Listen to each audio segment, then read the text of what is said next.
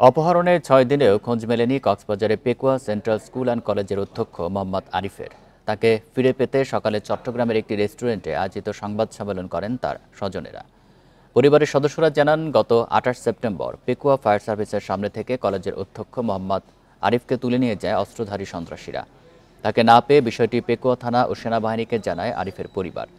অপহরণের পর থেকে আরিফের মুঠোফোন থেকে একাধিক ব্যক্তি ফোন করে ৪০ লাখ টাকা চাঁদা দাবি করে। টাকা দিতে রাজি হলেও তাকে ফিরিয়ে দিতে সাড়া নেই অপহরণকারীদের। স্বজনদের অভিযোগ, আরিফের সম্পত্তি দখল করতে আওয়ামী লীগ সরকারের সন্ত্রাসীরা এই ঘটনা ঘটিয়েছে। গত ২৮ সেপ্টেম্বর